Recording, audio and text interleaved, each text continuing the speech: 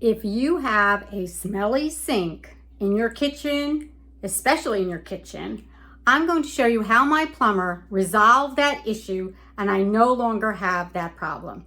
My house was built in the 40s, and believe it or not, when he looked in the wall, you'd find paper towels or rags shoved in the wall to prevent odors from coming out back into the house. But I still smelled it because they eventually get disgusting and old and wet.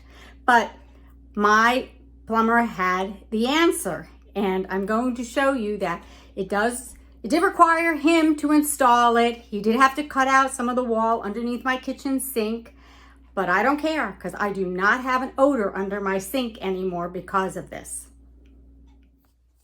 This is an air admittance valve. It's made by Oatey, and this allows air to be drawn in when required, but prevents unwanted odors from entering the home. Air admittance valves often feature rubber seals to help create a complete seal, increasing the effectiveness of the valve and preventing any odors from escaping through small gaps. This particular unit really is well worth your money if you don't want to have that smelly sewer in your house ever again. It totally removed it. I no longer have an odor under my kitchen sink. But again, there are a couple of other things you need to do to make sure you don't have odors in your kitchen. Two are really simple. Let me show you, and I'm sure you're aware, but some people might not be aware of how specific they have to be in this particular area of the sink. If you're going to clean your drain here, this is a all-in-one drain, and my disposal is in here as well. So you do want to be careful putting your hands in here, obviously, but let me tell you, underneath this rim, a lot of debris will form underneath it. You need to either get in with a rag, disconnect your electricity at that point if you're afraid, get a really good sponge and go underneath there, or get a strong dish brush and put that under there and see if you get any of the debris. Because let me tell you, it's not always where you can see it here or just down in the bottom where all the debris goes, but underneath the lip. I'm sticking my hands in there. I don't recommend you to do that.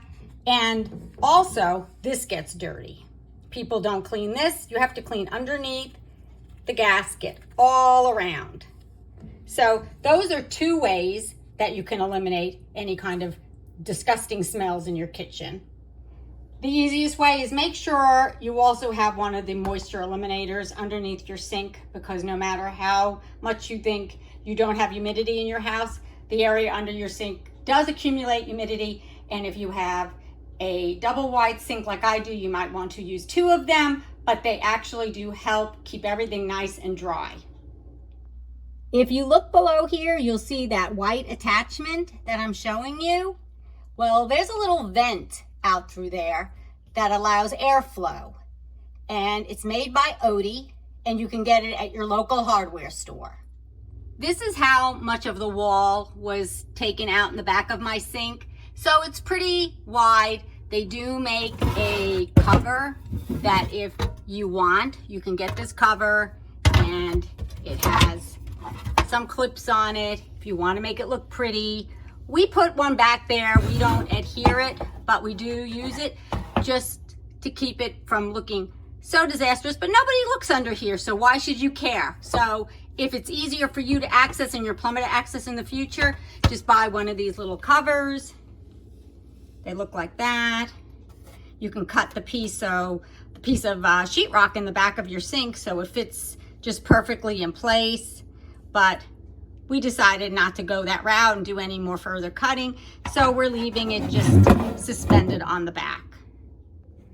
This little back plate, so it has a couple of lips here, but this spring moves this lip at the other end up and down, so you can get it to fit in if you want.